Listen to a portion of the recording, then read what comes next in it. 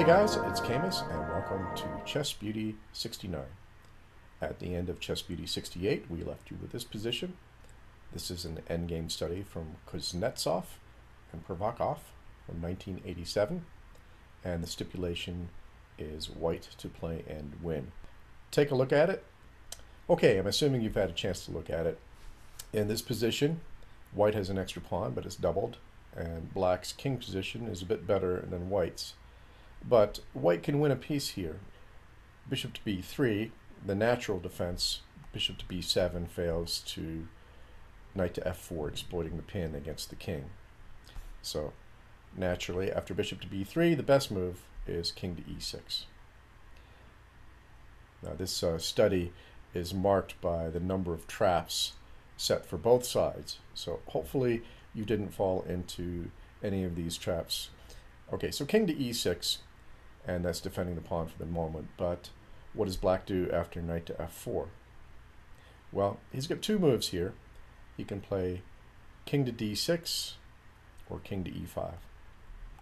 If he plays king to e5, he's going to lose because white wins the crucial g pawn with something like knight takes g6, king to e4, king to h2, bishop to b7, king to g3, knight to e3, knight to f8, knight to f1, king to h4, knight to d2, threatening that bishop, and white can't afford to lose that right now, so he retreats to e6, knight to f3 check, king to h5, knight to d4, bishop to c4, bishop to c8, g6.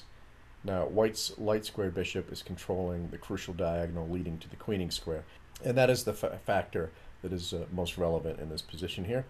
So after king to f4, g7, the pawn is about ready to queen, bishop to g4 check, king to g6, knight to f5, we queen, and now knight to e7 manages to fork the king and queen, but it doesn't matter because after king to f6, knight takes the queen, bishop takes g8, we have an extra piece and an easy win in the resulting endgame. So back to the position after knight to f4 check. That is the second actually of some of the traps that black can fall into. White has his own share coming up too. So after knight to f4 check, rather than king to e5 that we just looked at, he has to play king to d6. This makes all the difference in the world. Now it's time for white to fall into some traps. Now the obvious looking knight to d5 doesn't work because bishop to b7 just simply wins back the piece. So after king to d6, he can also try knight takes g6, as we just looked at one move ago. But curiously, with the king on d6, knight takes g6 is only a draw. Let's look at that. Knight takes g6, knight to e3, knight to f4. And now, in this position, Rybka gives black's best move as king to e7 with a win for white. Now, the author said this is a draw. I looked at Rybka's variation, and it was a very complex variation where white does win, but in the author's analysis, he gives king to e5.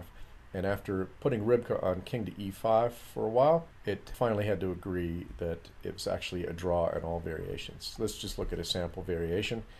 I spent a lot of time on this position, but I won't make you suffer that. g6, we'll just give the best line here. g6, knight takes g4, g7, black doesn't have time to take the knight here. Knight to h6 has to stop the pawn from queening. Knight to g2, saving the knight. Other moves aren't any better. Bishop to b7 is played by black, pinning the knight, but we queen, the knight takes, and now we've won a piece here, but it's still not quite so simple. Bishop to d5, excellent move from black, and now bishop takes d5 is forced, king takes d5. We have an extra piece, but black's king is closer to the queening area. King to g1, king to d4, king to f2, king to c3, king to e2, king to b2, king to d2, king takes a2, king to c2, king to a1, knight to e1. It doesn't matter what white plays here because black will play 2, and it's stalemate. This is a draw. So after king to d6, white has to play bishop takes d5. Now, white has won a piece, but this piece proves very difficult to hang on to. What ensues now is a chase where white defends his piece either directly or by threatened knight forks, and this is the crux of the endgame study. So king to e5 is an obvious move, double attacking both pieces. So here's the first of the defenses.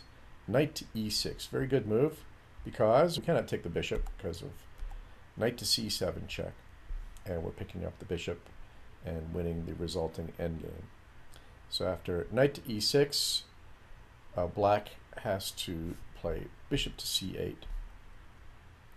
And now we're threatening the knight again. We play knight to c7. We're saving the knight, and we're directly defending the bishop. King to d6, double attacking again. And now a very good move from white, knight to a8.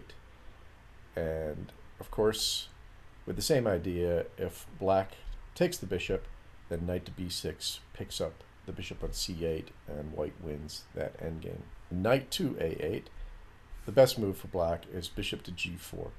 Now this move obviously wins a pawn, but more importantly, it puts white in kind of a dilemma here, because now the white square bishop on d5 is curiously immobilized. It cannot move. Let's take a look at why. For instance, if he moves to bishop to e4, moving off this crucial a2 g8 diagonal, then black has bishop to e6, and that's just really a simple win.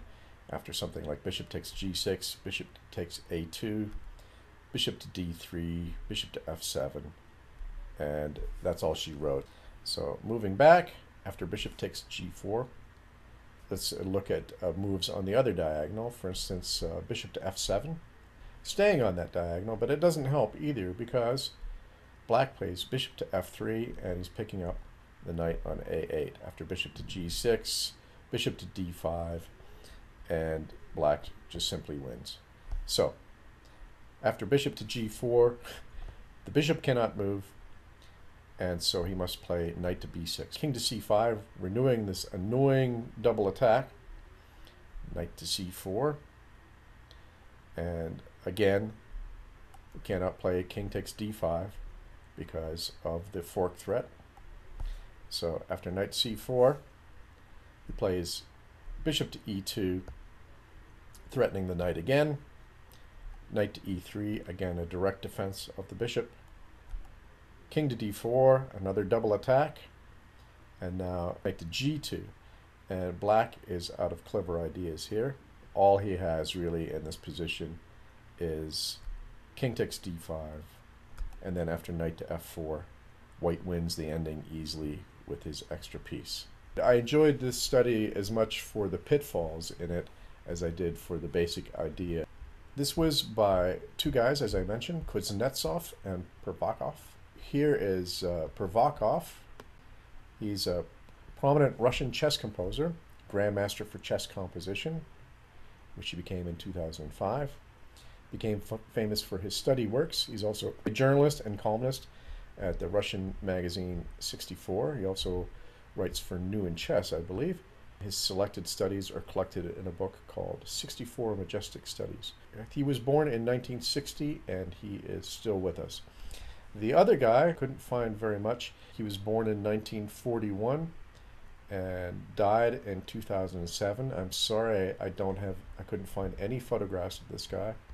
He was a FIDE master, and he was known for his problems as direct mates in 3, but obviously he did endgame studies too. He didn't have a particularly long life, reinforcing my theory that being a chess problemist or study composer is probably an unwise idea if you want to live a long life. Okay, so let's look ahead. After that rather complex study, we'll look at a simpler one. This one is white to play and draw. So good luck, and we'll see you on Chess Beauty 70. Thank you for watching.